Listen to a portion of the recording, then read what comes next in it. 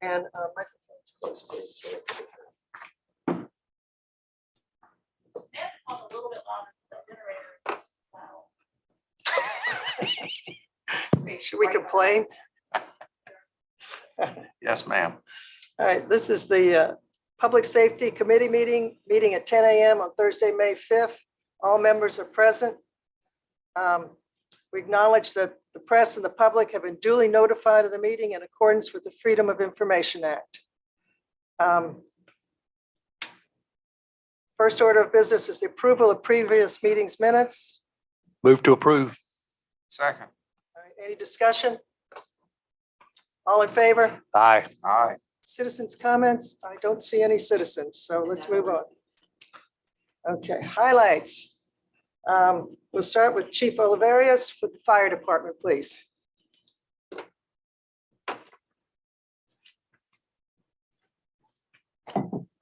Morning, Ms. Anderson. Good morning. Mr. Morning. Streetman, Good morning. Mr. Hahn.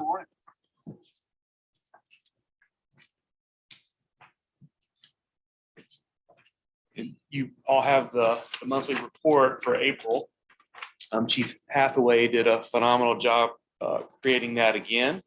And what I'm going to do is hit the highlights and then go over a few things that are not in the report, just to show what we've been doing this month, to kind of give you an operational picture of kind of the first 30 days, that what we've done, our accomplishments. So we do, as you see on that first page, we do have currently one vacancy.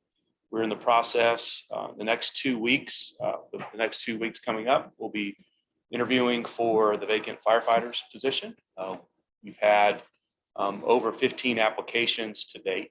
So there's quite a bit of interest for that one open position. So that's exciting. Back in March, we had our surf rescue with the kiteboarder that one of our battalion chiefs placed the crew in for a life-saving award. And then again in April, we had a cardiac arrest, and we were there with PD.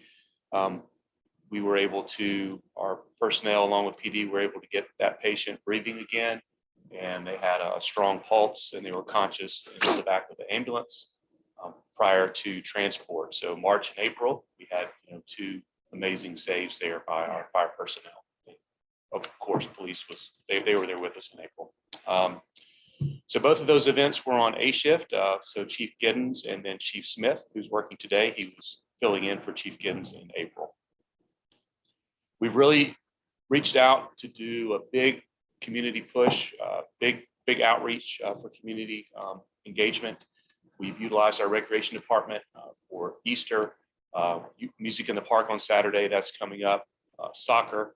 We were there for a soccer camp, and also yesterday we had both stations assisting with a fire and life safety education event. So what we have identified is we have most of our recreation programs are filled with island residents. And so that demographic from 3 to 12 to 14 years old are mainly our island residents. So that is a great way for us to reach out to that demographic. And we're very aggressive about those opportunities with the recreation department. So we've spoken with Ms. Page, and we're working hand in hand to make sure that we get the message out of who we are, what we do, and so that demographic is comfortable with us prior to seeing us on an emergency scene. So that's been wonderful. We also established an employee engagement and retention work group that consists of Captain Stickney, Engineer Hayward, and Firefighter Dmitriev. They're going to work on recognizing and honoring our employees. And how do we do that? We sent out a questionnaire to our personnel, and 61% of our personnel voted to change and update our department patch. So that's something that we're going to be doing. Very exciting, a new fresh look, and we had a groundswell of support for that. So that engagement committee or work group is going to be tasked with that as well. Firefighter Cody Marlowe was promoted to engineer. That was a wonderful event. We also are piggybacking with the employee engagement and retention work group with engineer Chris Schwartz. He is doing our social media. So you'll see some of that on Facebook and Instagram. We're reigniting that. The public expects it, and our firefighters expect it as well. So that's going to be a great way to engage our firefighters and the community and tie it all together.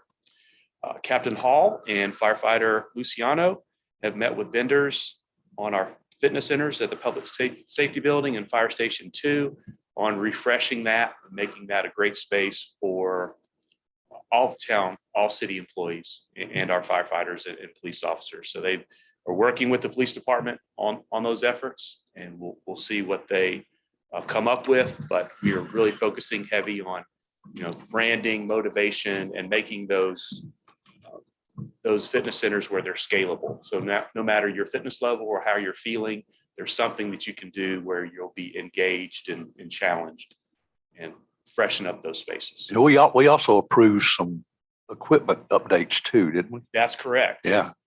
Yes, sir. The $75,000 that will be coming up next budget year. Mhm. That's what they're working on That's now. what you're So they're working working on. on the vendors. They already had Carolina Fitness come in and do a site visit. And they've been working through that process for the research and development piece. They're also going out to different areas in Charleston, Daniel Island, looking at what other people are doing. Town of Mount Pleasant, they've been over there to Fire Station 4 to see what they did. So they're going to use that money wisely and maximize it so it's built for now and also the future. Thank you for that. Mhm. That's a direct result of your approval in your efforts. Battalion Chief of Training, Jeff Rourke, he has really been doing some great things. You'll see the photographs of our truck company operations that took place with an instructor from Somerville Fire. Also, we've been coordinating with Chief Rourke has with Mount Pleasant Fire Department on our jet ski training, our water rescue training.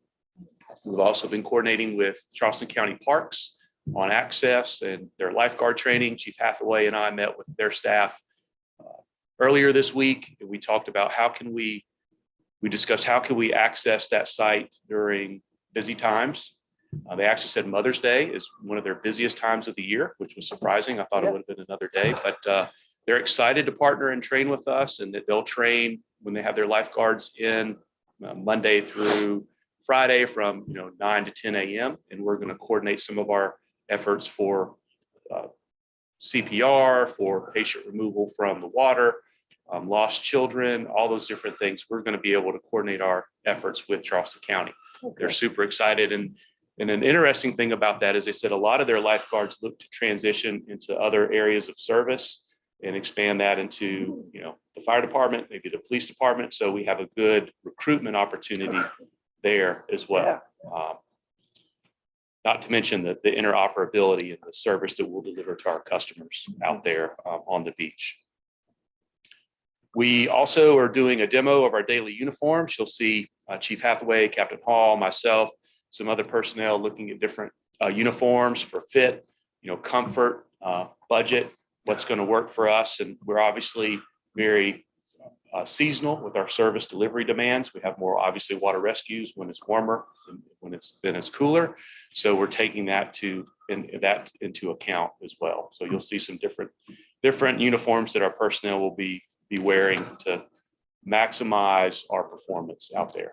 Are you going Hawaiian on us? Are you going?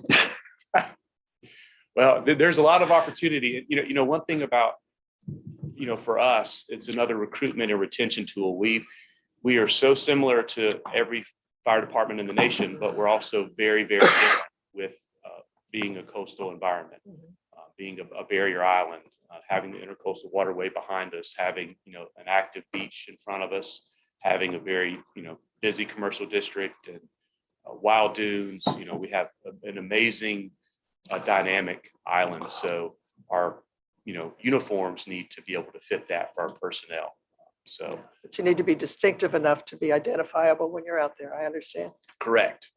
We have Charleston County out there with their lifeguards and so we need to be able to separate ourselves, but also look professional at the same time and have that performance capability. Because they could be in the water and then all of a sudden, then they're out of the water on a cardiac arrest or a vehicle accident, a structure fire. So our uniforms have to be very modular and very flexible as far as their performance demands. So that's exciting. Our personnel are definitely excited about that as well. Getting a lot of great feedback. And to that point, Chief Rourke has reached out to numerous departments, City of Charleston, North Charleston, Town of Mount Pleasant, Sullivan's Island, on our PPE. We had to recently order some gloves, and we identified that, hey, before we do that, let's find out what is budget friendly and performance, what's going to enhance our performance. We found some gloves that we have a great value, and a lot of departments said, hey, we like these gloves because of their performance, and also they're very budget friendly.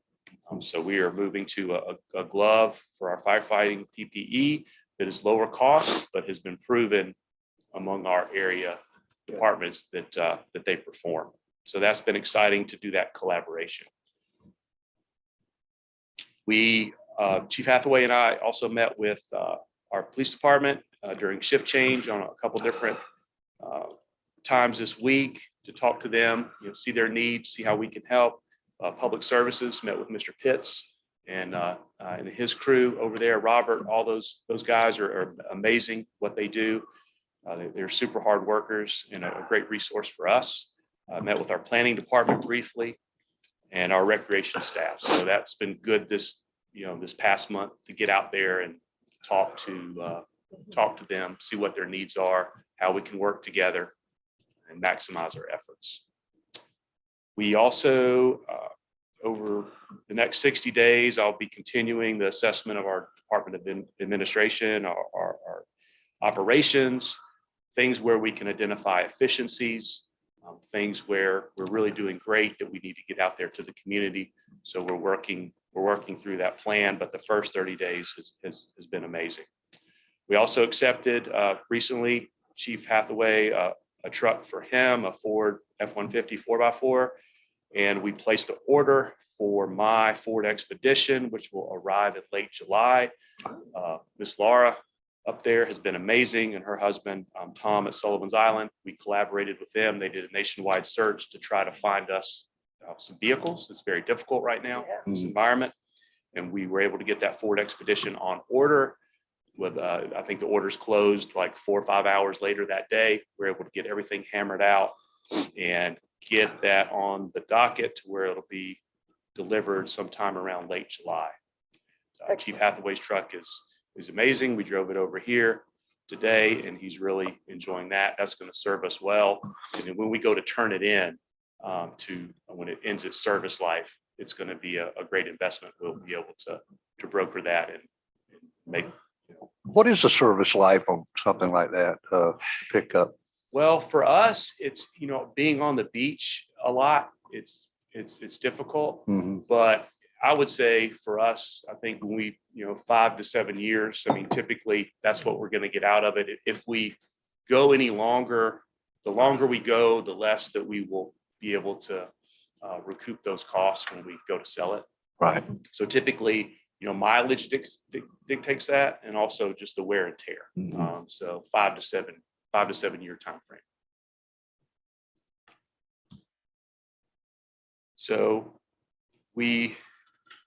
that's about it. The one thing I wanted to mention too is, as far as the collaboration, so Chief Giddens has worked with Charleston County Emergency Management, and Ms. Fregoso tasked us with working with the police department to get us up to speed on our emergency management, make sure we're ready for our season. So Chief Giddens has coordinated 2 opportunities. One, June 1st, Charleston County has a very large exercise. It's an earthquake exercise. We are going to be observing Mount Pleasant, their MEOC in operation. We spoke with their emergency manager, Amanda Knight. So we're going to go to the town of Mount Pleasant, 1 to 2 people per department, and view their MEOC in operation. We worked with Amanda Knight on getting permission to do that. And then Ms. Knight is going to come over here the week of June 20th, when Charleston County delivers an exercise for us, for Isle of Palms, for our MEOC, and our scenario is going to be a hurricane scenario. So we're working with Charleston County EMD and the police department on that. So we'll kind of have 2 opportunities in June. One, to go see another agency, get familiar with how they operate, anything we can incorporate, and then Amanda Knight will come over here, see how we operate, because we'll be, sharing resources and interfacing with the town of Mount Pleasant, obviously, during that, during those type of events. Would that event here include evacuation of the island? How you do that, the process and procedure, or is that a different scenario? So for us, we're working with Will Rochester at the county, and we have not worked all the way through the scenario yet on what we're going to do and how we're going to do it. Now, town of Mount Pleasant with Charleston County EMD for the earthquake scenario, I'm not sure what they're going to do to the bridges as far as seismic. So there'll be some things that will translate over because their transportation department, DOT, all that will be, involved together. So that'll be interesting to see on June 1st. And then we'll see what we can incorporate for us on the week of June 20th. So if we see some things that we like, or hey, we can talk to Will and say, hey, when we do our hurricane drill, we want to also incorporate, these items that we saw over Mount Pleasant that would be a benefit to us. So that's still a work in progress. And the police department will be doing this with you? Yes, ma'am. Okay. Yes, ma'am. Keep in mind a list of needs that you might have, even if you don't do a scenario, because we've got this study going on with South Carolina DOT that's looking at the configuration of the bridge, Okay. and they did not address hurricane evacuation when they reconfigured the bridge. So we can give them a list of, at least use it as an evaluation of what we get from that study too. That's a great idea. We'll Yeah. reach out, have Chief Giddens reach out to Mr. Rochester at Charleston County EMD and see if we can incorporate that piece in to the scenario. That's wonderful.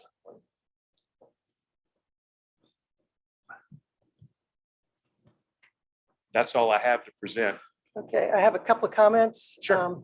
One of them was when you were talking about the social media, I noticed that the police department, I attribute it to Chief Cornett, but it's somebody in your department anyway, that is posting on social media things like road closures and events that are coming up there. And I think it's been really helpful. And I'm hoping that, and this is on Nextdoor, so I don't know whether you want to include that on your list of social media sites. Nextdoor can be controversial, but if it's just statements of facts, it might help. They're also doing on Facebook as well.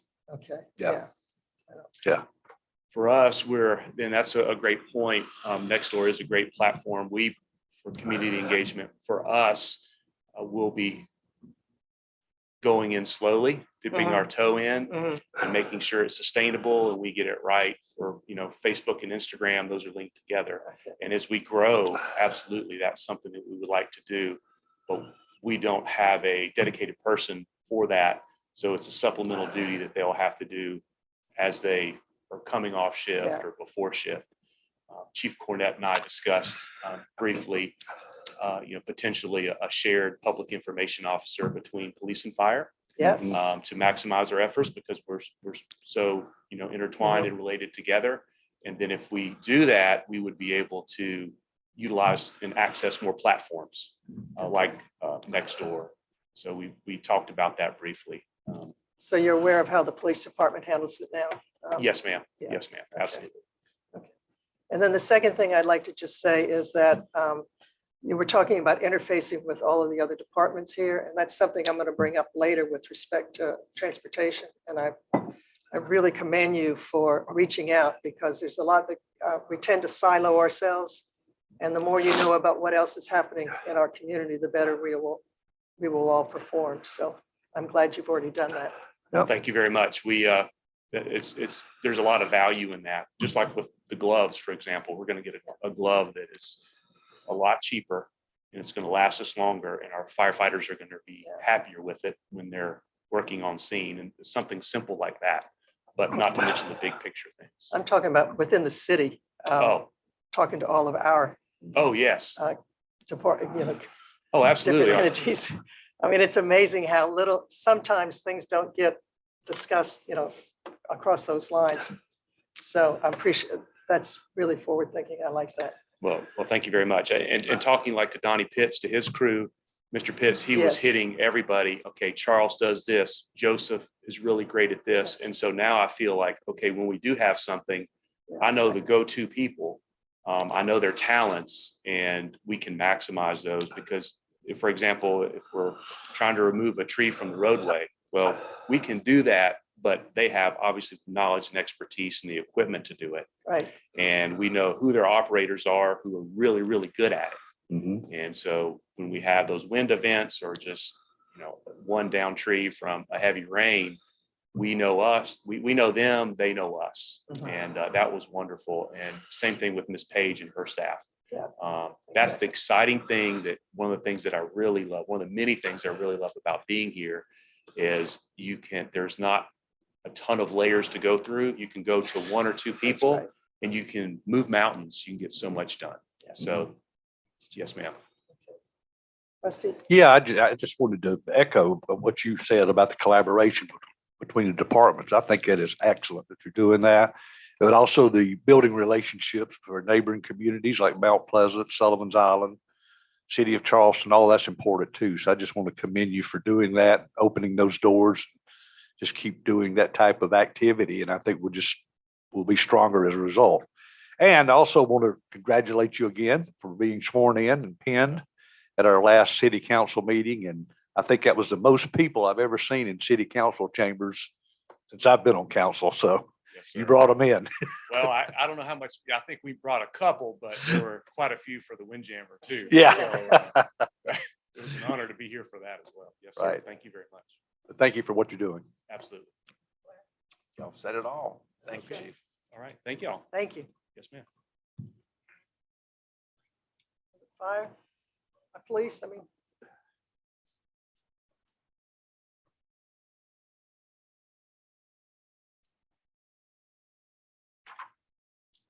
Morning. Good morning. good morning. Chief is in training this week, so I'm standing in today. Okay. So I'm Lieutenant Forsyth. I was going to hit some high points here for April. During the month of April, we participated in several special events. We had Coffee with a Cop, National Drug Take Back.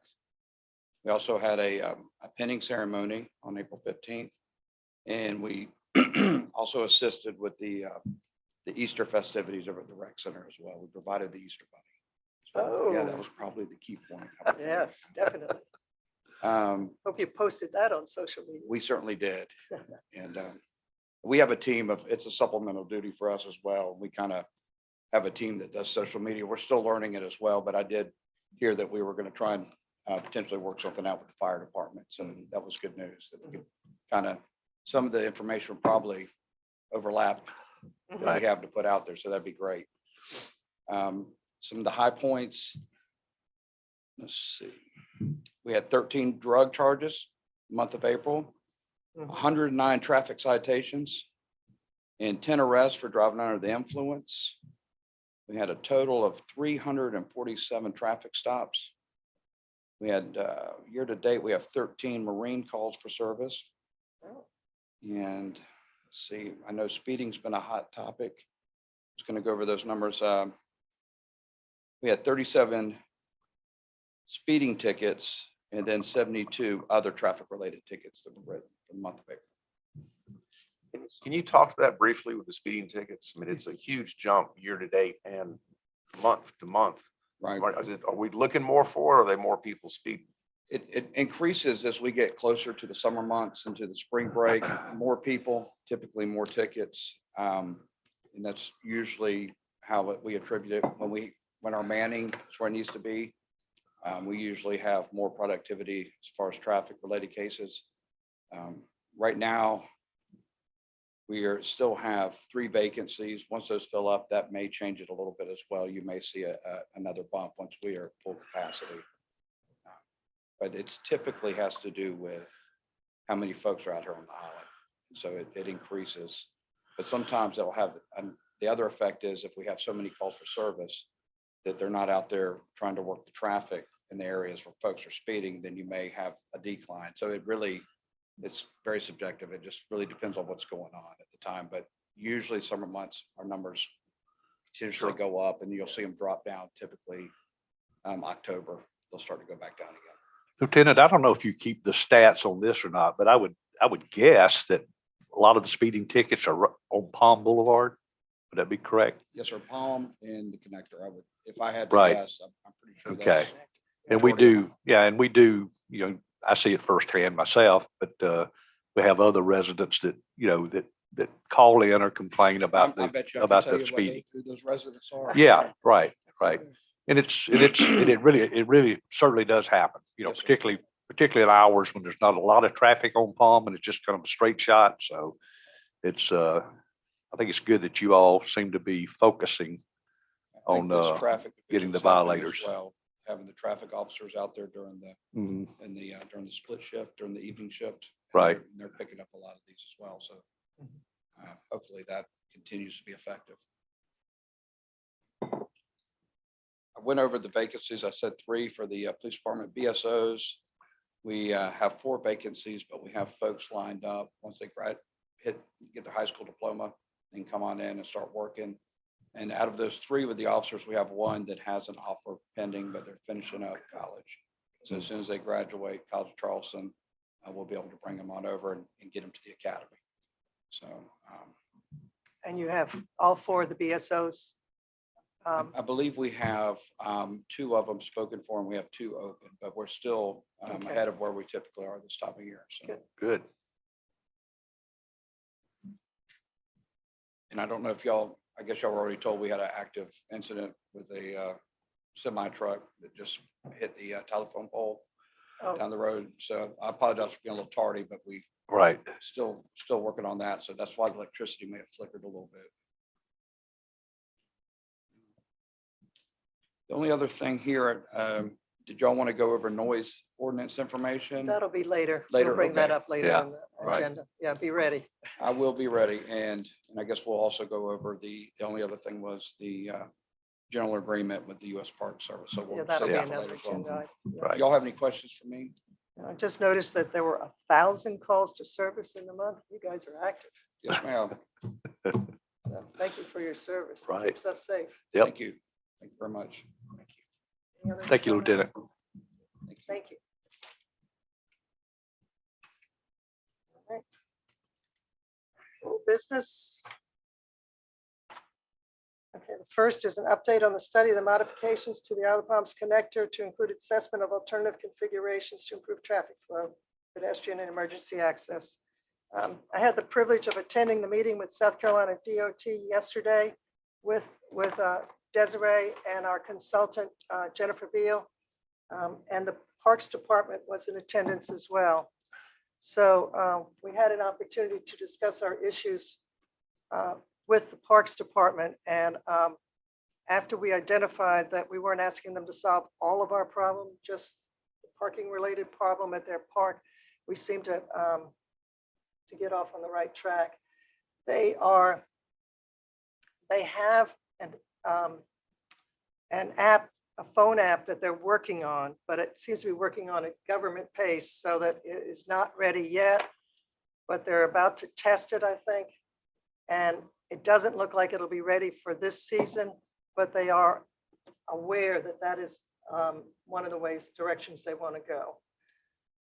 We discussed, again, the idea to park and pay, and right now they will consider it, but they're not willing to implement anything like that at this time. So we're hoping the parking app comes along with a park and pay kind of following item, which will at least solve some of the problem of the inbound traffic in the morning, I think. But not this season. Are all the county parks set up the same way? They park and then pay as they leave? No, they're not. So ours is different. I mean, Ours is different. And we also we learned another thing that came out of the meeting is our rate structure is different because of the way it's set up. You pay on the inbound, you have to buy an all-day ticket. You have nothing but a full-day pass.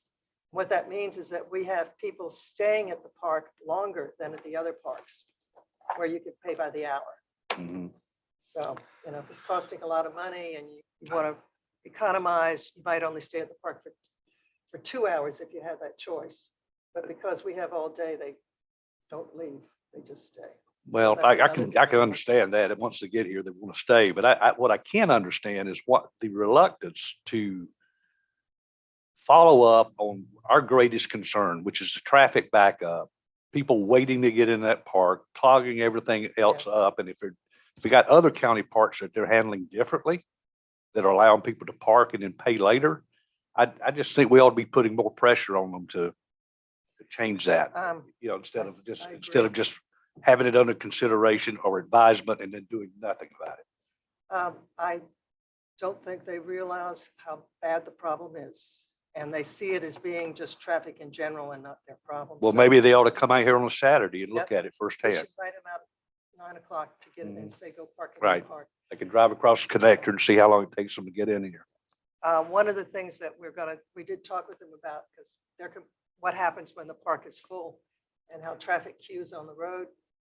So one of the things we will be discussing, hopefully with the police department here, is to get some signing from South Carolina DOT, no standing along 14th Avenue, and then enable the police department to actually enforce that by asking people to move on. But the third part of this is also, we don't want people to just be circling the block waiting for a space to open. So we want to have information about where there possibly might be additional parking available in our community. So the Parks Department did agree to put a variable message sign down on the Mount Pleasant side of the connector that at least identifies when their park is full. So it'll say county park, and then it'll light up full when it's full. We're trying to see if they can also put at least our city parks 1 and 2 on there as well. But at this point, they don't feel like they have the relationship to get that information posted as well. So we can work on that. So they did express a willingness to work with us. It's just not as fast as we want. And we just need to, I think you're right, Rusty, we need to keep pressuring them. Yeah. I agree. No, man. The second part of the meeting was on the Isle of Palms connector study that's going on. The data collection phase is over. The DOT's consultant has come up with some quick fixes, which we went through the other day. Nothing of them are worth speaking about. They were just very, very minor.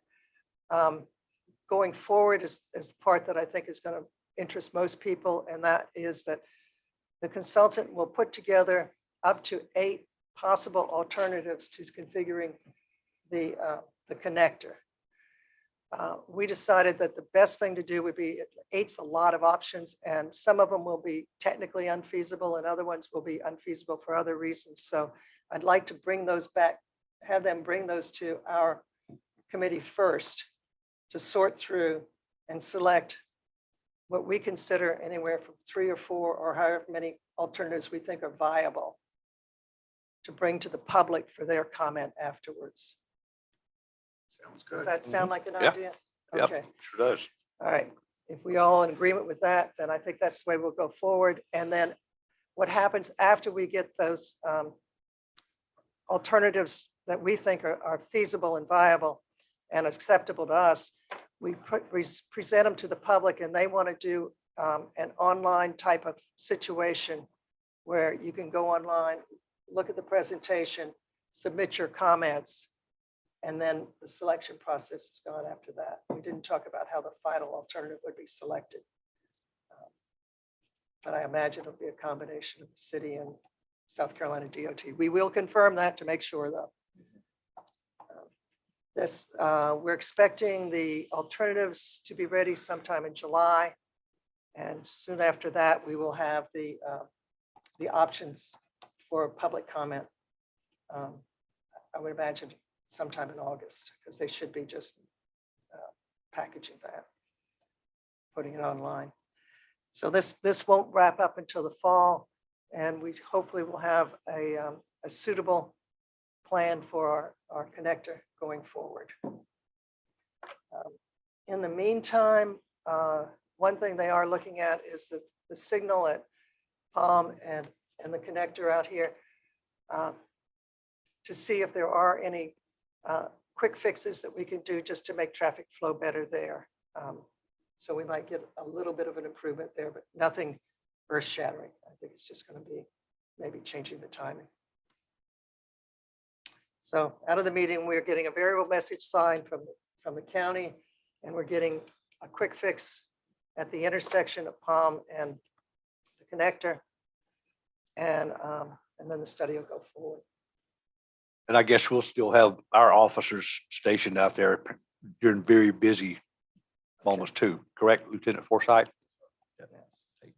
And hopefully when the committee is reviewing those alternatives, you will be here for your input too. So I think that helps.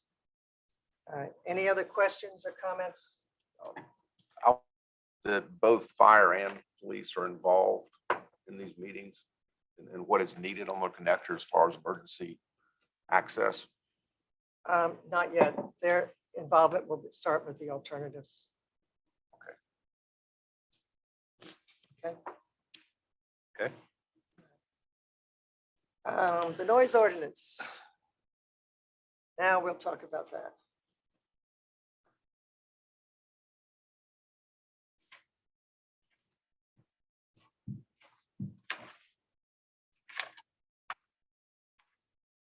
Okay, Lieutenant Forsyth. Yes, ma'am. As you know, we've been going over this. We're still gathering data. We've actually looked at data, other similar cities, coastal communities to see what they're doing right now. And it's actually, all of them are a little bit different. Some of them are using the decibel system. Some are doing it similar to how we do it now. It's kind of subjective with the officer going out to see if they hear the noise and talking to the complainant. What we're doing now, we're also, Mount Pleasant is doing a temporary trial on their noise ordinance. So they're not actually issuing tickets at this time.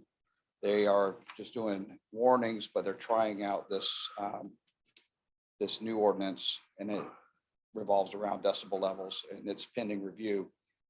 So we're kind of seeing what the outcome of this is going to be as well, and see if we can build on some of the information that comes out of this study, as well as looking at these other agencies. Some of them deal with, they have zoning issues, some of them deal with decibel levels, and some of them are just like we are right now. Lieutenant, it looks like Mount Pleasant, based on the information we have here. I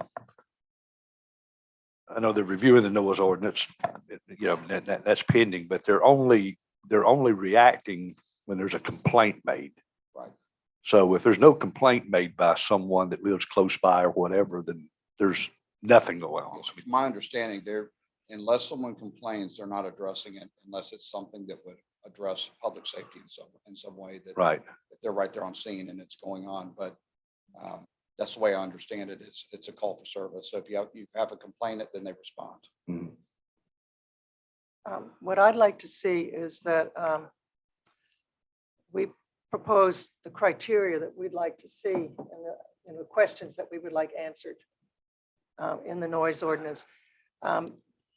What is your timeline for preparing a draft for us to review? I can get with the chief if we could put something together as far as doing a timeline. I know that we were still waiting for this Mount Pleasant study to see what.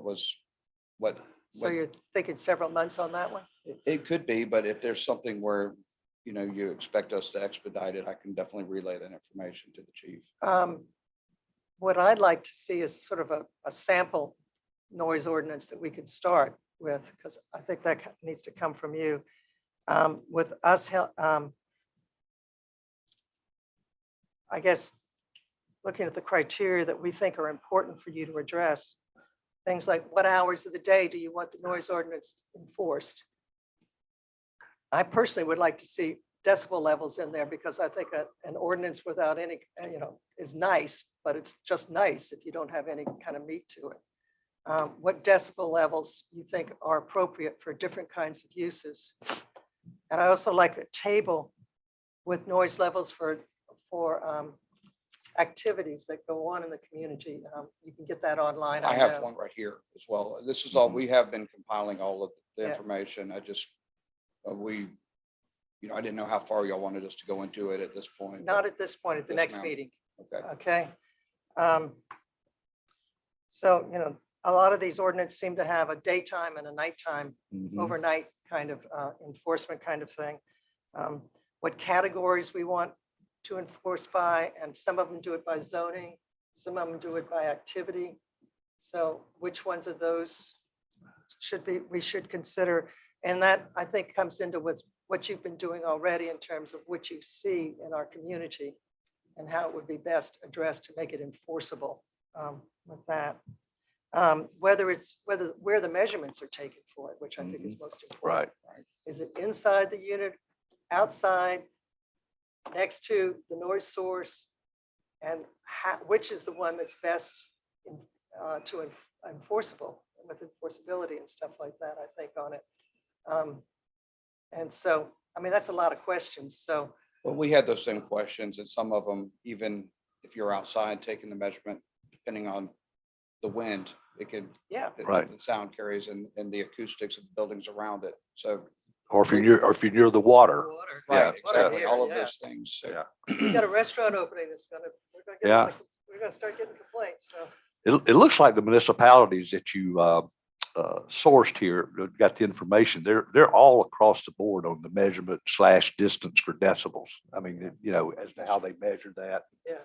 And it's, you know, still, the city of Charleston, they're still not doing the decibel levels. They're Mhm. staying away from it, and as is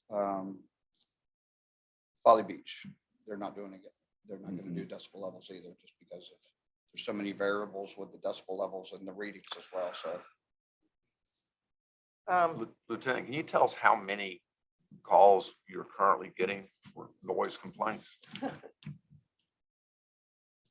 Would that be under livability cases Yes, on sir, your it would. chart? we'll pull that information for you. Just take just a moment. By complaining, Well, no, livability cases just shows 2. I didn't know if those were both noise complaints for last month.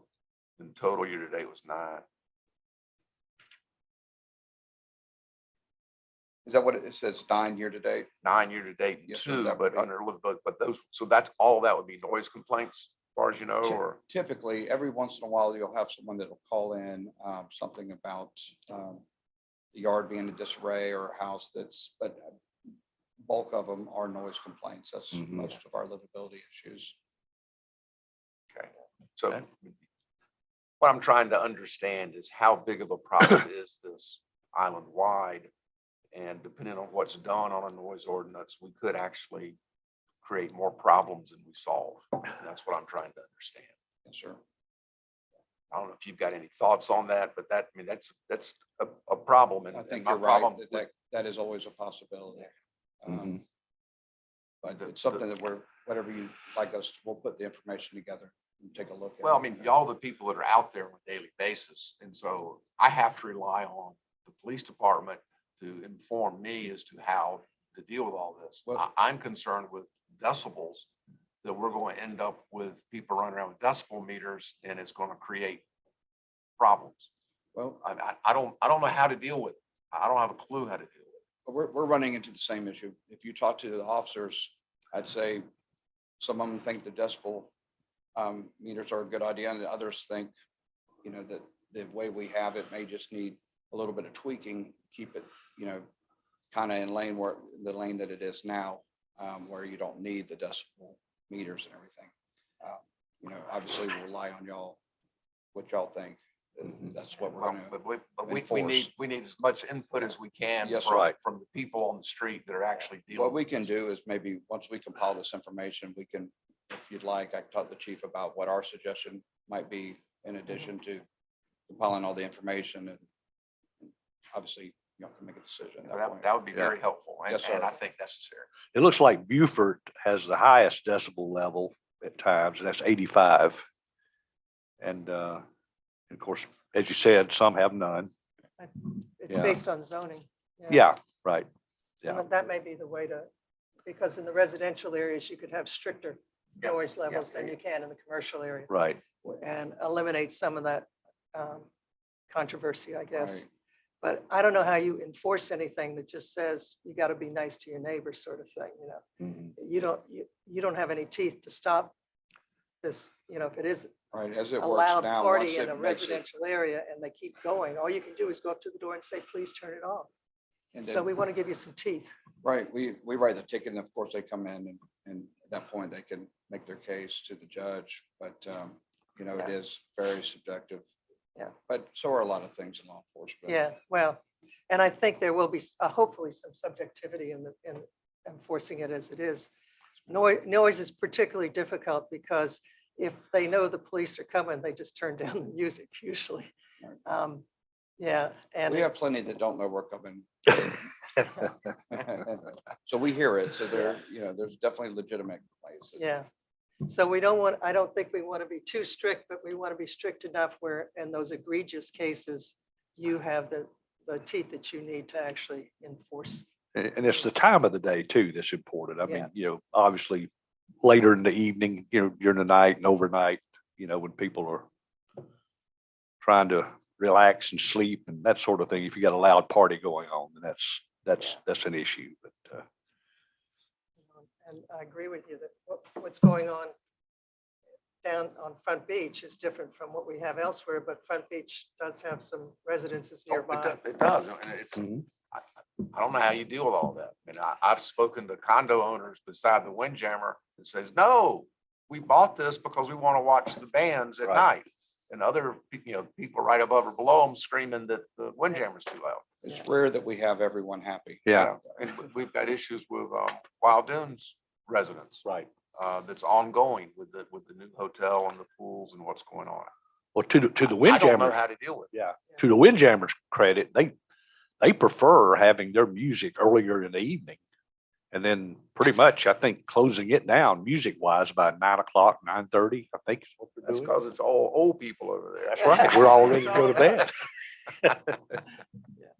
So if you could, for the next meeting, let's say, if you could possibly give us a draft, let us know whether you're ready.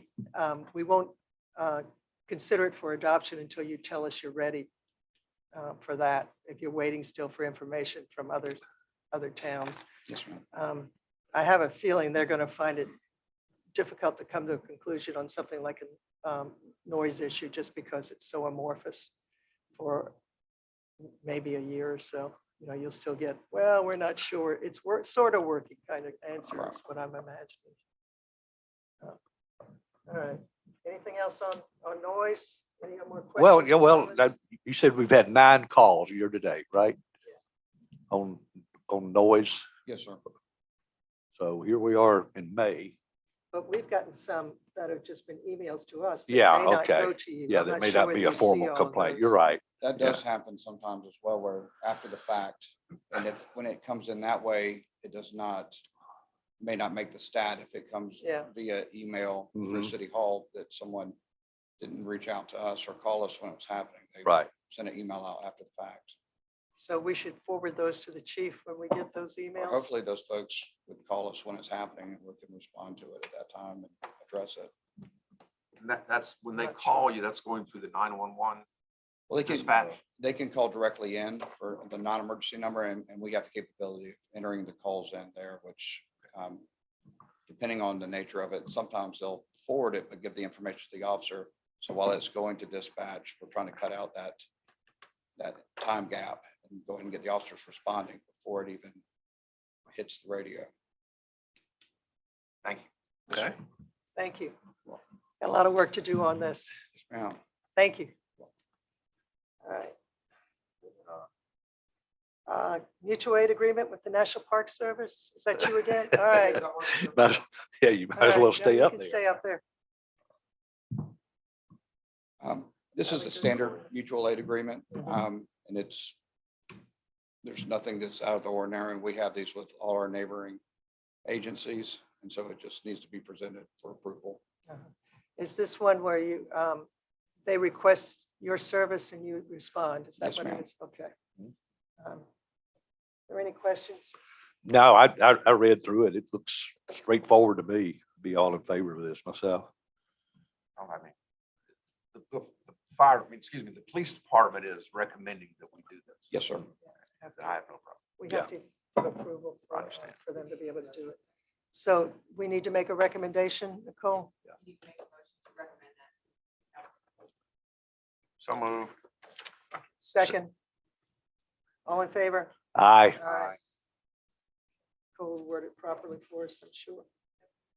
All right, next one is the fire code, so I think you're off. Thank Thank y'all. you. Thank you.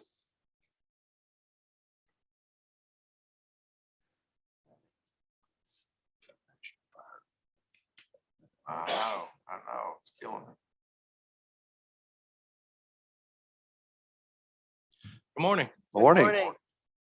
Just a little introduction. I don't get to come to public safety meetings that often. My name is Travis Stafford. I'm the fire marshal for the city through the fire department. And a little bit just about me real quickly. Been with the city for 5 years now. Been in this fire service for 30 years going. Been in the inspection world for about 15 now. And I want to bring to you today the proposal for adopting a chapter 1 of the International Fire Code. One of the jobs I do is doing code enforcement, fire prevention, education, and fire investigations. This is a portion of it. And the International Fire Code that we use is, of course, fire safety rules and regs. We go through the State Fire Marshal's office and use. We work very well with the businesses. I have great relationships with all of them. They're on the cell phone, they call questions and things like that. I work through education, of course. Unfortunately, us code enforcement fire guys get a bad rap sometimes, but through the city here, it's education. They have questions, there's always options. And so we have a great working relationship with our businesses here on the island. And we were looking at through our city code. And we every so often we do quarterly trainings through the fire marshal's office for the state. And one of those that comes up was of course, the rules and regs through chapter 1 of the fire code.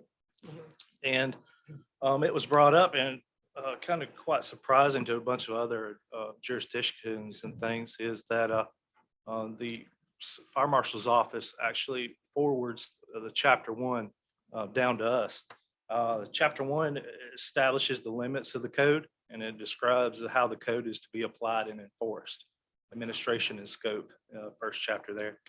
And so hearing that kind of took us back a little bit. So we wanted to review our code here at the city.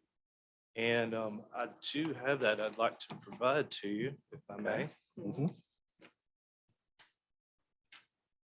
Thank you.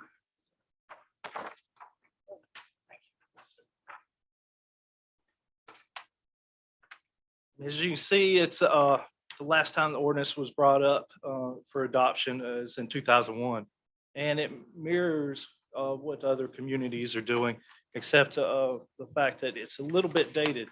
And in that meeting that we had at the fire marshal's office and finding out that they actually forward chapter 1 back on the municipalities, we wanted to bring in front of the Public Safety Committee to adopt that chapter. So we're just updating the code? Yes, ma'am. Mhm. For now, we'd like to get that adopted, and then later on, there's some other things we'd like to work on. But this is just updating the code.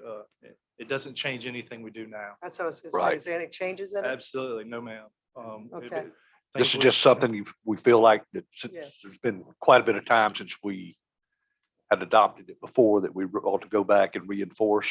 Yes, that. sir. Yeah. Okay. I'm sure they're minor changes, but they're Yeah. not significant. That and any of those would come up in the future, they would come through this committee. Mhm. All right.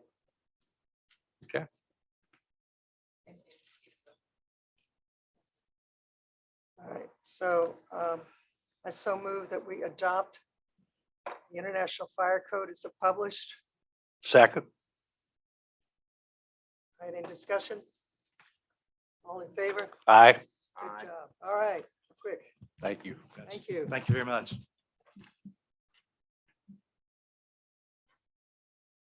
Moving right along. This last one is something that I added at the, which is again, coming back to what we've been talking about all along. And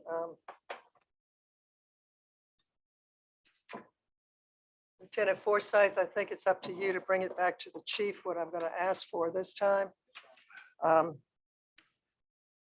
course, my interest, first and foremost in my mind is transportation all the time. And I noticed that in dealing with the city, that we seem to be siloed in the different items, parts of transportation that we handle.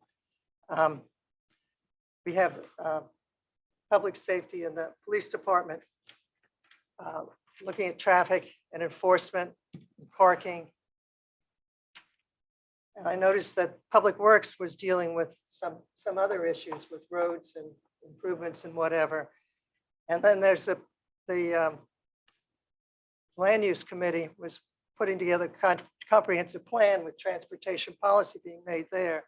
And I didn't know if any of us are talking to anybody else about that. So I'd like to start a discussion about this and start with what we know we have here, and that is for the police department next time to identify clearly what their responsibilities are with respect to the general, what I call transportation, what their duties are, what the requirements, and any suggestions as to what we might be able to do better to improve the way it's handled in this city. I mean, traffic is one of our biggest problems, and it just seems to be fragmented. So let's have a discussion and see how we can move forward better. But I don't expect anything but a presentation, a small, short presentation, thought process kind of thing.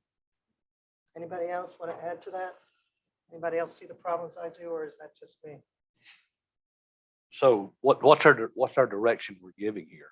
I'm asking the Chief Cornett to come to the next meeting, defining the duties and responsibilities that he sees with respect to transportation. Okay. Out of the police department first. Okay. And then eventually, I'd like to invite or meet with the other two areas to find out what their duties and responsibilities are. And if there is overlap, how we can better do those activities so that we end up with a uniform process. Sort of what Chief Oliverius is already doing in his department. Thank you, Chief. You set this up well.